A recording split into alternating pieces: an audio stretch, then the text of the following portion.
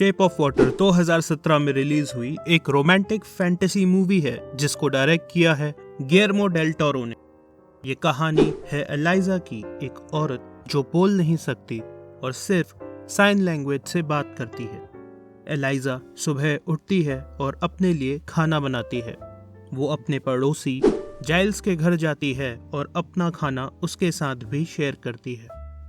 वो दोनों थोड़ी देर साथ में जाइल्स के घर थोड़ा टीवी देखते हैं और फिर एलाइजा अपने काम पर निकल जाती है। एलाइजा एक सफाई कर्मचारी की तरह काम करती है, एक सीक्रेट गवर्नमेंट लैब में अपनी दोस्त जेल्डा के साथ। एलाइजा और जेल्डा को स्पेशल लैब बुलाया जाता है सफाई करने के लिए, जहां वो मिलते हैं डॉक्टर रॉबर्ट से। उन्हें बताया जाता है कि इस लैब में एक नया एसेट आने वाला है। तभी वहां कर्नल स्ट्रिकलैंड एक पानी के कंटेनर में उस एसेट को वहां लाते हैं। एलाइजा उस कंटेनर के पास जाती है, जिससे उस कंटेनर में रखा जीव रिएक्ट करता है और डॉक्टर और कर्नल वो कमरा खाली करवा देते हैं। अगली रात एलाइजा और जेल्डा लैब का एक बाथरूम साफ कर रहे होते हैं कि तभी वहां स्ट्रिकलैंड आ जाता है। एलाइजा देखती है कि जो डंडा वो लाया था उससे कुछ खून की बूंदें गिर रही थी। वो सफाई करने के लिए उसे हटाने की कोशिश करती है, पर स्ट्रिकलैंड उसे मना कर देता है और फिर बाथरूम यूज करके वहां से चला जाता है। कुछ देर बाद वो देखते हैं कि स्ट्रिकलैंड खून में लथपथ सीक्रेट लैब से बाहर निकलता है। वो दोनों डिनर कर रही होती हैं कि तभी उनको सीक्रेट लैब को साफ करने के लिए बुलाया जाता है। वो देखते हैं कि लैब का फ्लोर खून से सना हुआ है और सफाई करते हुए एलाइजा को स्ट्रिकलैंड की कटी हुई उंगलियां मिलती हैं। जेल्डा ये बात बताने के लिए अपने सुपरवाइजर को बुलाने जाती है और तभी अकेले में एलाइजा पहली बार उस जीव को देखती है। वो जीव एक पानी में रहने वाले मानव के जैसा दिख रहा था, जैसे कि मनुष्य और मछली दोनों का मिलन हो। अगले दिन एलाइजा जाइल्स को इस जीव के बारे में बताती है, पर उसको इस बात पर यकीन नहीं होता। एलाइजा काम पर वापस लौटती है और सीक्रेट लैब में जाती है। वो इस जीव को एक अंडा देती है और साइन लैंग्वेज में उससे बात करती है। वो जीव अपने पूल से बाहर निकलता है और अंडा लेकर चला जाता है। एलाइजा लैब से बाहर निकलती है और जेल्डा उसे बताती है कि स्ट्रिकलैंड उन दोनों से बात करना चाहता है। स्ट्रिकलैंड अपने ऑफिस में एलाइजा के बैकग्राउंड के बारे में पूछता है। जेल्डा उसे बताती है कि एलाइजा बोल नहीं सकती और वो एक अनाथालय में बड़ी हुई है, जहां उसे नदी के किनारे छोड़ा हुआ पाया गया था। स्ट्रिकलैंड पूछता है कि क्या एलाइजा अपने गले पे घावों की वजह से नहीं बोल सकती। एलाइजा बताती है कि वो घाव उसे बचपन से ही है और वो जन्म से ही नहीं बोल सकती। स्ट्रिकलैंड उन्हें बताता है कि वो इस जीव को साउथ अमेरिका के जंगलों से यहाँ लाया है और उन दोनों से कहता है कि वो लैब से दूर रहें और कि भले ही वो जीव इंसान के जैसा दिखता हो, पर वो है एक राक्षस ही। अगले दिन एलाइजा उस जीव से मिलने फिर से जाती है और इस बार वो अपने साथ एक म्यूजिक प्लेयर भी लाती है और फिर उस जीव को एक अंडा खाने के लिए देती है। वो उसे म्यूजिक की साइन लैंग्वेज भी सिखाती है। उस जीव को भी एलाइजा पर भरोसा होने लगता है और उन दोनों के बीच कुछ दोस्ती जैसा शुरू होने लगता है। एलाइजा उस जीव से हर दिन मिलने लगती है और उन दोनों के बीच एक गहरा संबंध बनने लगता है। एक दिन डॉक्टर रॉबर्ट उन दोनों को देख लेता है, पर उन्हें रोकता नहीं है। डॉक्टर रॉबर्ट को इस जीव के बारे में एक खास बात पता चली है और वो ये अपने असली बॉसेस को बताने निकल जाता है। ये समय रशिया और अमेरिका के बीच कोल्ड वॉर का है और डॉक्टर रॉबर्ट असल में एक स्पाई है जो रशियंस के लिए काम करता है। वो उन्हें इस जीव के बारे में अपने सारे नोट्स और उस लैब का एक मैप भी देता है और बोलता है कि उन्हें उसे जल्द वहाँ से अपने पास ले लेना चाहिए। वो बोलता है कि उसे लगता है कि वो जीव समझदार है और इंसानों से बातचीत कर सकता है। अगले दिन एलाइजा फिर से उस जीव से मिलने जाती है और उसे चेन्स में बंधा हुआ पाती है। तभी स्ट्रिकलैंड आ जाता है और एल्सा उससे छुप जाती है। स्ट्रिकलैंड इस जीव को टॉर्चर करना स्टार्ट कर देता है। स्ट्रिकलैंड का बॉस जनरल फ्रैंक भी वहां आता है और स्ट्रिकलैंड उसे बताता है कि इस जीव को साउथ अमेरिका में एक भगवान की तरह माना जाता है।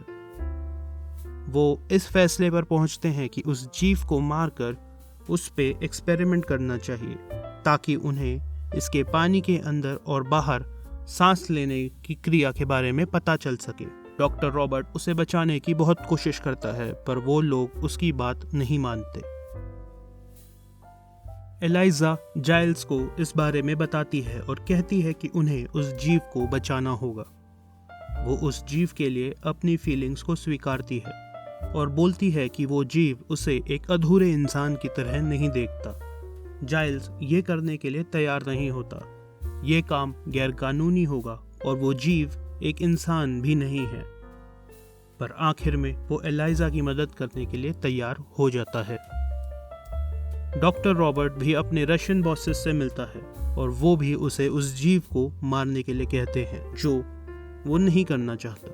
उसके बॉस नहीं चाहते कि अमेरिकी इस जीव के बारे में और कुछ जान पाए। एलाइजा लैब से जीव को बाहर निकालने का रास्ता देखती है, जो करते हुए उसे जेल्डा देख लेती है। जाइल्स लैब के एक वर्कर का भेष धारण कर लेता है ताकि वो वहां गार्ड्स को चकमा देकर घुस जाए और उस जीव को वहां से निकाल दे। एलाइजा सीसीटीवी कैमरास का पोजीशन चेंज कर देती है ताकि वो उन्हें वहां से भागता हुआ ना देख पाए। एलाइजा लैब जाती है उस जीव को छुड़ाने के लिए, पर डॉक्टर रॉबर्ट वहां एलाइजा का वेट कर रहा होता है। वो एलाइजा को उस जीव की चेन्स की चाबी देता है और उसे वहां से बाहर निकालने में एलाइजा की मदद करता है। डॉक्टर रॉबर्ट अपने रशियन बॉसेस के खिलाफ जाता है क्योंकि वो एक वैज्ञानिक है और वो नहीं चाहता कि इस जीव को दो देशों के बीच की जंग की वजह से मार दिया जाए। वो एलाइजा से कहता है कि वो पूरी लैब की पावर काट देगा और उतने में वो उस जीव को वहां से ले जाए। एलाइजा को बीच में जेल्डा मिलती है जो समझ गई है कि वो क्या कर रही है और उसे रोकती है, पर अंत में वो भी एलाइजा की मदद करने लगती है। जाइल्स लैब में आता है पर गार्ड उसे गेट पर ही रोक देता है। उसी समय लैब की पावर कट जाती है और डॉक्टर रॉबर्ट उस गार्ड पर हमला कर उसे वहां से हटा देता है। स्ट्रिकलैंड को भी समझ आ चुका था कि वहां क्या हो रहा है और वो उन्हें रोकने के लिए आता है, पर जाइल्स और एलाइजा उस जीव को वहां से ले जाते हैं। एलाइजा और जाइल्स उस जीव को वापस एलाइजा के फ्लैट में लाते हैं और उसे उसके बाथटब में रखते हैं ताकि वो सांस ले सके। एलाइजा उसे वापस समुद्र में लौटाने का प्लान सोचती है। वो देखती है कि वो उसे कनाल में छोड़ सकती है जो समुद्र से जुड़ा हुआ है, पर उसे कुछ समय रुकना होगा जब तक वो बरसात के पानी से भर जाएगा। अगली रात वो लोग वापस लैब में काम करने जाते हैं जैसे कुछ हुआ ही ना हो। स्ट्रिकलैंड उन लोगों से सवाल जवाब करता है पर उन्हें छोड़ देता है। वो ये मानता है कि एक सफाई कर्मचारी इतना बड़ा प्लान नहीं कर सकता। जाइल्स उस जीव का ध्यान रख रहा होता है, पर जब उसकी आंख लग जाती है तो वो जीव उसके फ्लैट में जाकर उसकी बिल्ली को खाना समझ के खा जाता है। जाइल्स उसे देखता है तो उसे रुकने के लिए कहता है। घबराया हुआ वो जीव वहां से भागता है और गलती से जाइल्स के हाथ को अपने पंजों से घायल कर देता है। एलाइजा अपने फ्लैट पर वापस आती है और जाइल्स को घायल पाती है।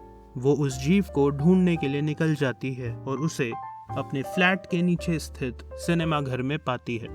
वो दोनों उसके फ्लैट पर वापस आते हैं और वो जीव जाइल्स के घाव और सर पर हाथ रखता है और उसके शरीर से रोशनी निकलने लगती है, मानो वो अपने किए के लिए माफी मांग रहा हो। एलाइजा और उस जीव की दोस्ती और गहरी होती जाती है और प्यार में बदल जाती है। एक दिन एलाइजा उस जीव के साथ अपने बाथटब में घुस जाती है। मूवी हमें ये दर्शाती है कि एलाइजा और वो जीव साथ में सेक्स करते हैं। डॉक्टर रॉबर्ट के रशियन बॉसेस उससे मिलते हैं। उन्हें ये लगता है कि उसने उस जीव को मार दिया है और वो उसे कहते हैं कि अब उसे वापस रशिया भेज दिया जाएगा। जाइल्स एलाइजा को दिखाता है कि उसके घाव ठीक हो गए हैं और उसके सर पर बाल भी वापस आ गए हैं। उसे लगता है कि शायद ये जीव सही में एक भगवान है। जनरल फ्रैंक स्ट्रिकलैंड से मिलता है और उसे कहता है कि अगर उसने उस जीव को नहीं ढूंढा तो वो अपना करियर को ख़त्म समझे। उस जीव की हालत पानी के बाहर रहने की वजह से खराब होती जा रही थी और उसे कनाल में छोड़ने का समय आ गया था।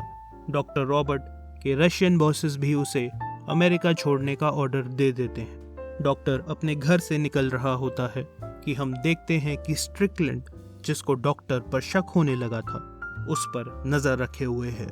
डॉक्टर रॉबर्ट अपने रशियन बॉसेस से मिलता है, पर वो उसे रशिया ले जाने की जगह धोखा दे देते हैं और उसे गोली मार देते हैं। वो डॉक्टर को खत्म करने ही वाले होते हैं कि तभी स्ट्रिकलैंड वहां आकर डॉक्टर के रशियन बॉसेस को मार देता है। स्ट्रिकलैंड फिर डॉक्टर को टॉर्चर करता है और उससे पूछता है कि वो जीव कहाँ है। डॉक्टर उसे बताता है कि वो जीव एलाइजा के पास है। स्ट्रिकलैंड एलाइजा के घर पहुंचता है, पर तब तक वो लोग उसे वहां से ले जा चुके होते हैं। एलाइजा के कैलेंडर पर स्ट्रिकलैंड देखता है कि वो उसे कैनाल में छोड़ने वाले हैं। एलाइजा और जाइल्स उस जीव को अलविदा कह रहे होते हैं कि तभी स्ट्रिकलैंड वहां पहुंचता है और उस जीव और एलाइजा दोनों को गोली मार देता है। जाइल्स स्ट्रिकलैंड को डंडे से मारकर नीचे गिरा देता है और एलाइजा की मदद करने जाता है। वो जीव अपनी शक्तियों से अपने घाव भर लेता है और स्ट्रिकलैंड की तरफ बढ़ता है। अपने पंजों के एक वार से वो स्ट्रिकलैंड को मार देता है। वो फिर एलाइजा को अपनी बाहों में उठाकर पानी में कूद जाता है। हम देखते हैं कि वो जीव अपनी शक्तियों से एलाइजा के घाव भर देता है। यहाँ हमें दिखता है कि एलाइजा के गर्दन के घाव दरअसल पानी में सांस लेने वाले गिल्स होते हैं। इससे हमें ये अंदेशा मिलता है कि शायद एलाइजा भी एक इंसान नहीं थी, वो भी इस जीव की प्रजाति की ही थी। कहानी के अंत में जाइल्स की आवाज सुनाई देती है और वो ये मानता है कि एलाइजा और वो जीव अपनी बाकी जिंदगी साथ में खुशी खुशी रहे।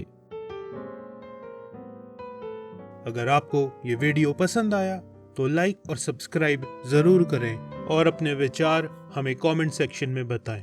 मिलते हैं अगले वीडियो में।